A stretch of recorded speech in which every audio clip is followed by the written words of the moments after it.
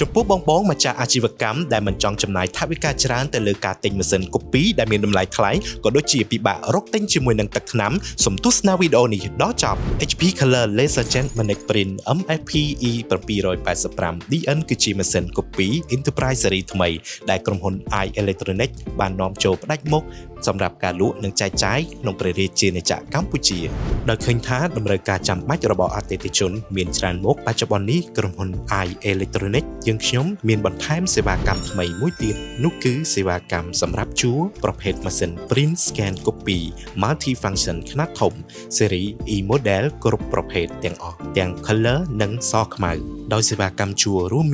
មានជួរម៉ាស៊ីនគ្រប់កម្រិតល្បឿនចាប់ពី30សន្លឹកទៅ70សន្លឹកមានជាប្រភេទ Color និងសខ្មៅតាមដំណើរការអតិថិជនជ្រើសរើសជួរមានរយៈពេលជួរចាប់ពី3ឆ្នាំឡើងទៅជាប្រភេទម៉ាស៊ីនបកកែសថ្មីស្រឡាងតែម្ដងមានក្រុមជំនាញចុះត្រួតពិនិត្យនិងរៀបចំជូនបូករួមការផ្លាស់ប្ដូរទឹកថ្នាំត្រាំជូនដល់អតិថិជនដោយឥតគិតថ្លៃដែលជាប្រភេទទឹកថ្នាំ HP Original Toner របស់រោងចក្រ HP ផ្ទាល់អតិថិជនអាច set up security card ទៅលើបុគ្គលិកនីមួយៗបានប្រសិនបើចាំបាច់អតិថិជនមិនចាំបាច់កង្វល់ទៅលើការដំហែទ័មការផ្លាស់ប្ដូរ accessory ឬបញ្ហា error ផ្សេងៗគឺក្រុមហ៊ុនជាអ្នកទទួលខុសត្រូវទាំងអស់មានម៉ាស៊ីន backup ថ្មីជំនួសនៅពេលដែលម៉ាស៊ីនរបស់លោកអ្នកមានបញ្ហាក្នុងប្រការណាមួយជួបប្រភេទ model Magnetic Print E Series MFP